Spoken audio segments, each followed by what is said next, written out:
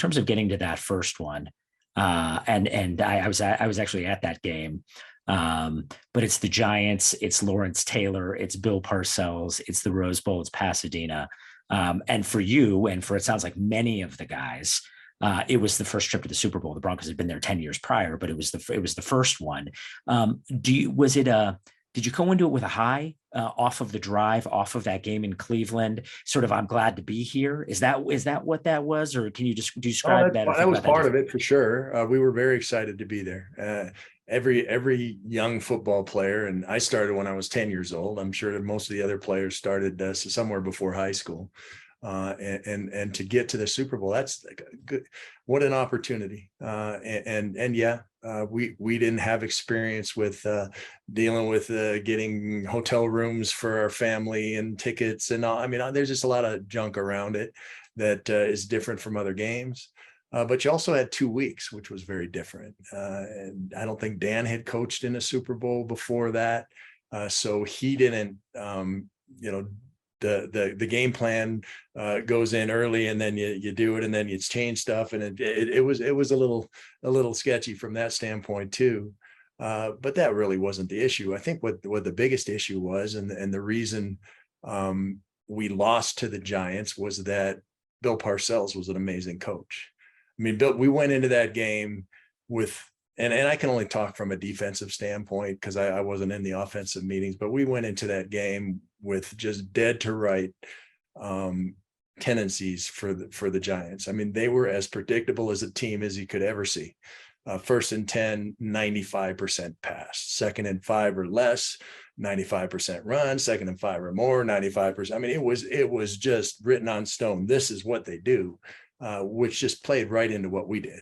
We overloaded whatever you're going to do. We had DBs up on the line of scrimmage when it was a definite run situation. We had guys running upfield when it was a definite pass situation, and they got all the way to the Super Bowl doing it that way.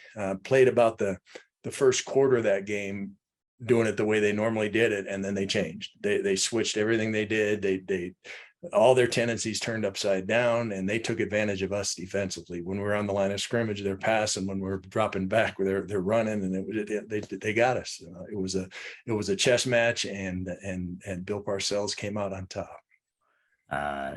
Year later, it's the Redskins, the Washington Football Club. I guess they're not known as that anymore. Commanders. They're now the Commanders. I'll get used to that here at some point. But it was the second quarter that there was a real obvious major turning point in that game. I had it in front of me. They scored 35 points in the second quarter on 18 plays. If you recall it, if it jumps out to you, maybe you can describe for a minute or two what happened during that second quarter. Yeah, it was their play, counter tray.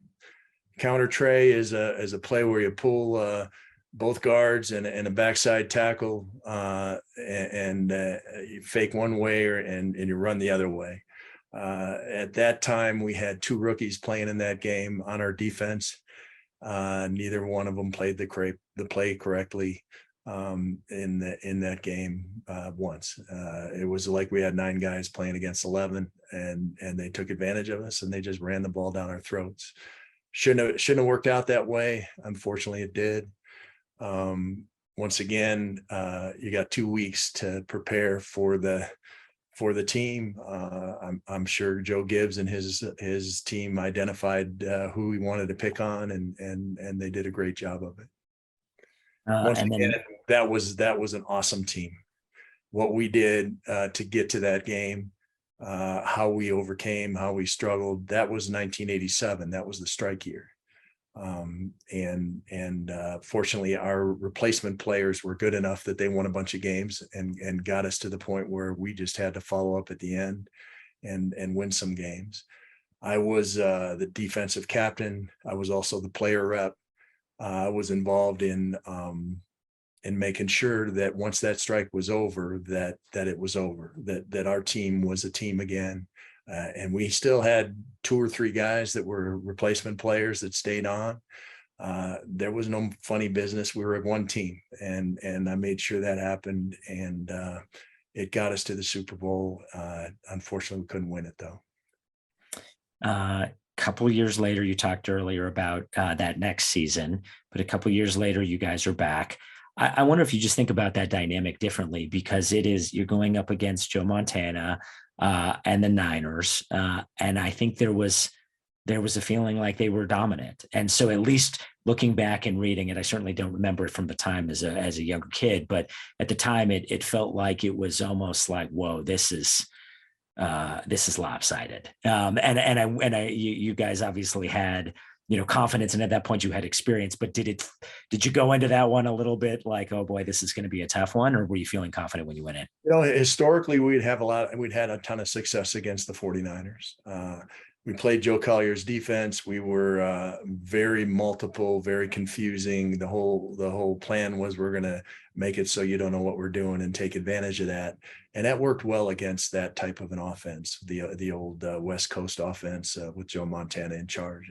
We'd beat him every time we played him up to that point when Joe Collier was the defensive coordinator.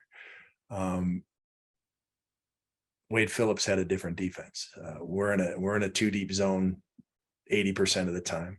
They know exactly where we're going to be, exactly what we're doing. And I think that was a disadvantage for us going into the game. As far as the game itself, I got leg whipped in the first quarter, a tore cartilage in both my knees, was out. Once again, I don't want to over blow my influence on that team, but that didn't help.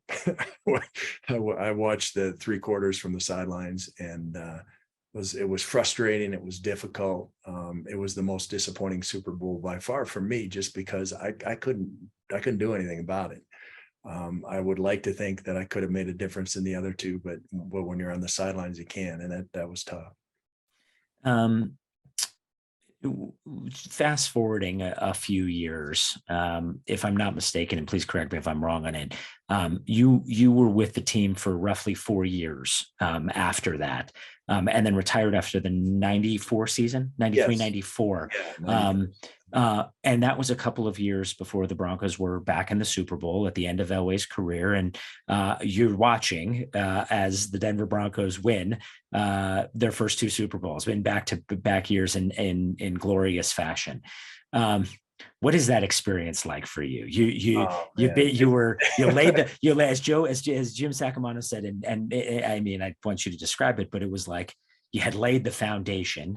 You didn't get to see it, ultimately rise to the top, but you had to have a lot of pride in that. Or what feelings were going through you when they did win it? I was so happy. I was sitting in the end zone with my family at that first Super Bowl win, and just ecstatic. There's a piano off my back.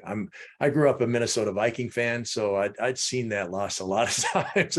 To finally have a team that I cared about win the Super Bowl just was so amazing. I all of a sudden, we're not the Buffalo Bills, we're not the Minnesota Vikings, we're champions.